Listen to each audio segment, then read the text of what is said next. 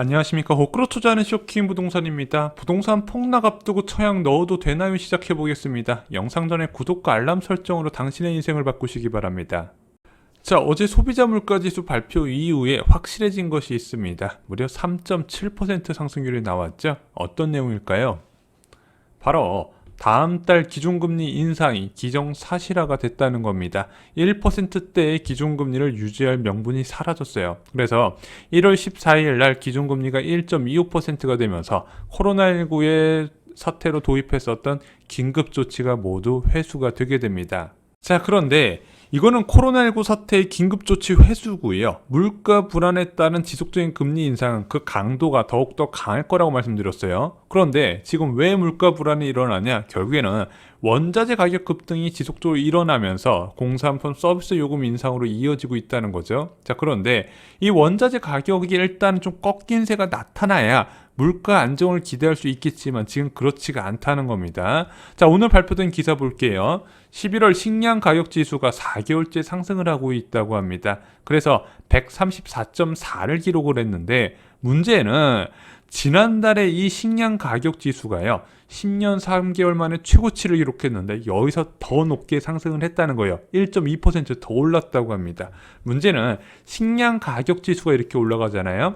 가공식품과 외식비 요금 인상이 앞으로도 지속될 거란 의미가 남겨 있다는 겁니다. 그래서 내년 1월에 기준금리 1.25%가 중요한 게 아니라 내년 말에 기준금리가 어디까지 올라갈 것인가? 지금은 1.75% 이상도 봐야 된다는 거예요. 자, 문제는 여기에 미국 변수가 추가가 됩니다. 미국이 기준금리를 어느 수준까지 올릴지 아무도 몰라요.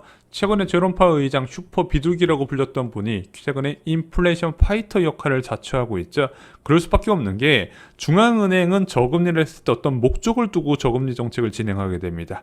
그 목적이 무엇이다? 고용시장의 안정이었는데 지금 눈에 띄는 회복세가 나타나고 인플레이션, 부작용이 나타나고 있다는 거죠. 그래서 빠르게 태세 전환을 하게 된 겁니다. 문제는 지금 많은 전문가들이 내년 6월에 기준금리 인상 가능성이 높다 이야기하는데 지금 상황 볼 때는 내년 6월까지 못 기다릴 거라고 보여져요. 그리고 이렇게 기준금리 한 번 인상이 되면요 굉장히 가파르게 진행될 가능성이 있습니다. 분기마다 한 번씩 오르는 거는요 다른 차원의 접근이고요. 물가 불안에 따른 기준금리 인상은 3개월마다 한 번이 아니라 더 자주 올릴 수 있다는 것도 염두를 해두셔야 돼요. 그런데 미국이 만약에 물가가 안 잡히면서 금리를 3% 이상까지 올리게 된다면 대한민국 기준금리 상단도 더 끌어올릴 가능성이 높다는 겁니다.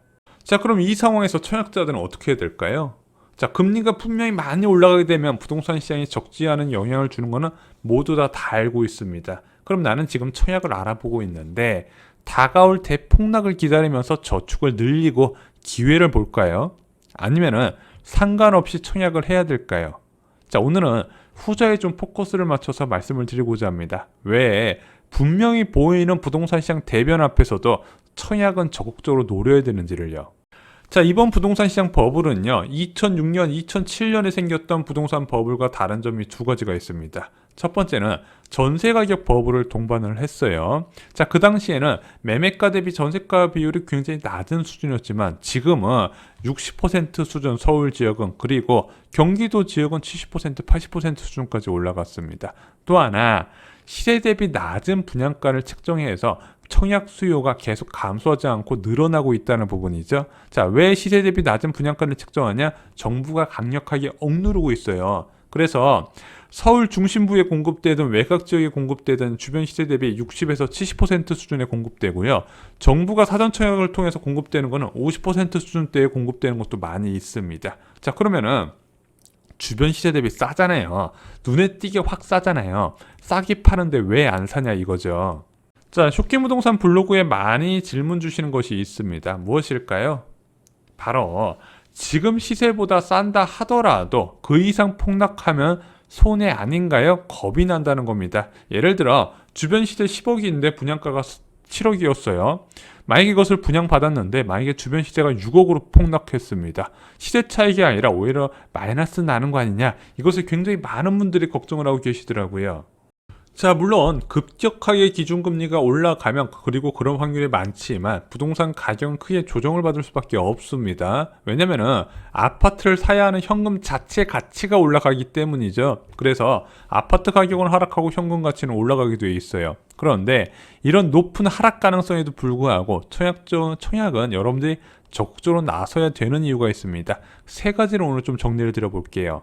자, 첫 번째, 청약은 적극적인 내 집 마련 수단이라는 거죠. 아파트는요, 자산이기 이전에 가족들의 보금자리이자 필수제예요. 우리는 집 없이 살 수가 없습니다. 그래서 많은 사람들이 야, 집값이 많이 올랐기 때문에 내 집 갖고 있는 사람들이 기분 좋겠다 싶겠지만 솔직히 1주택자 입장에서는 올랐어도 내 집이고 떨어져도 내 집이에요. 내가 7억에 받은 분양받은 아파트 15억이 돼도 나는 어차피 이 집에 살 거기 때문에 주변 시세 변화가 상관이 없다는 겁니다. 그래서 내 집 마련은요, 어떻게 접근을 하셔야 된다? 나의 자금 조달 능력을 기반으로 해서 가족 구성원 모두 만족할 위치에 현재 시세 기준 대비해서 저렴하다고 판단하면 그냥 잡으시면 되는 거예요. 그런데 가족 구성원 모두 만족할 위치는 아빠도 포함이 되기 때문에 직장을 다니시는 아빠, 엄마의 거리를 우선적으로 고려해서 결정하시면 된다는 거죠.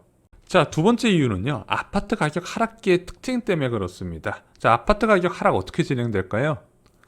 올라가는 건 굉장히 급격하게 올라가죠. 최근 한 2년 사이에 경기도 아파트 가격 거의 60에서 70%, 어떤 데는 2배 가까이 올라가게 됐습니다. 그러면은 기준금리가 빠르게 올라가면서 돈의 가치가 급등하면 이렇게 올라갔던 게 내려가는 수준도 같이 진행이 될까요?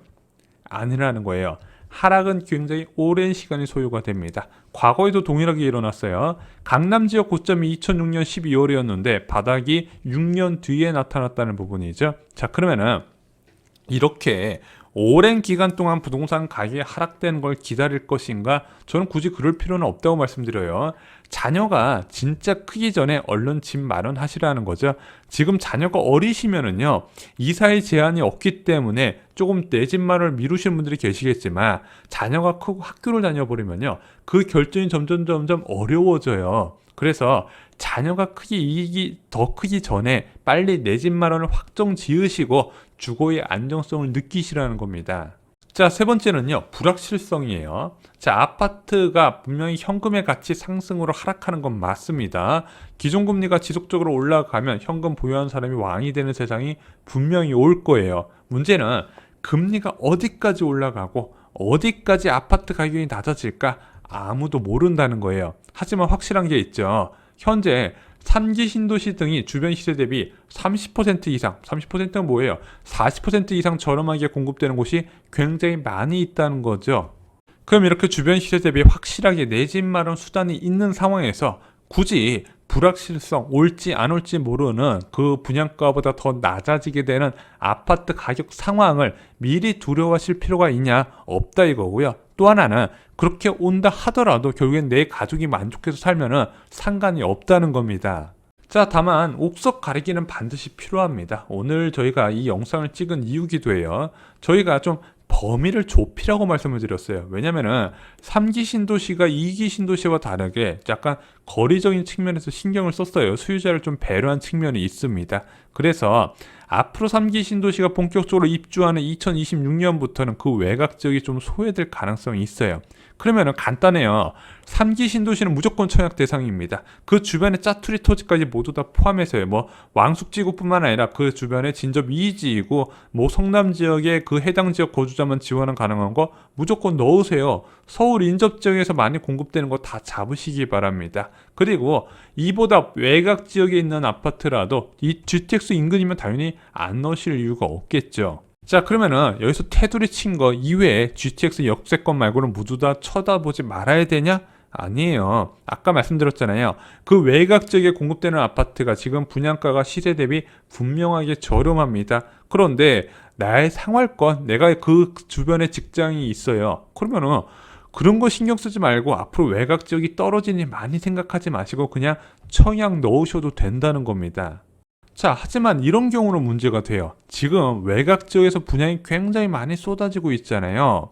자, 그런데 나는 이 지역에 생활권도 없고 가본 적도 없지만 그냥 저렴하게 나왔길래 한번 넣어봤다. 실거주 계획은 없다. 왜? 나는 1인 가구이기 때문에 또는 직장이 너무 멀기 때문에 우리 가족은 이미 이 지금 살고 있는 지역에 정착을 원하기 때문에 문제는 내가 붙어버렸네.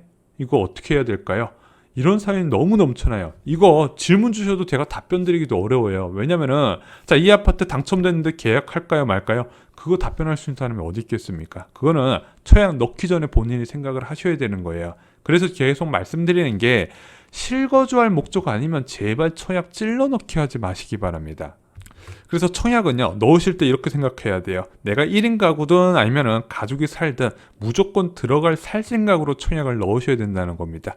또 하나 주의하셔야 될 게 지금 외곽 지역 시세가요, 올해 유지되기 힘들 가능성이 계속 보여지고 있고 그 지표가 보여지고 있습니다. 원래는 투자 수요가 많은 강남 지역부터 하락하는 게 정석인데 이번에는 외곽 지역까지 워낙 단기간에 급등했던 측면이 있고 또한 지금 역대급으로 공급이 쏟아지기 때문에 그 외곽 지역의 조정 가능성이 더 빠르게 나타날 가능성이 제기가 되고 있습니다. 그래서 이런 외곽 지역의 가격 변화 가능성에서는 무조건 실거주 목적으로 접근하셔야 된다는 거 꼭 잊지 마시기 바랍니다.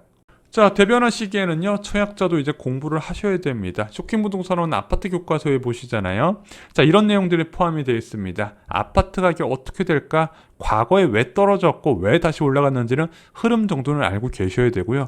또 하나 중요한 게 앞으로 얼마만큼 공급될 것인가. 그래서 현재 문재인 정부에서 지정한 신규 택지 정보는 공부를 하시고 어느 지역에서 공급이 많아서 내가 이 지역으로 이사 가면 유리하다는 것도 체크를 해 두셔야 됩니다. 마지막으로 청약 제도 정도는요, 기본적으로 빠삭하게 알고 계시기 바랍니다. 이 모든 내용이 쇼킹부동산원 아파트 교과서에 포함이 되어 있습니다.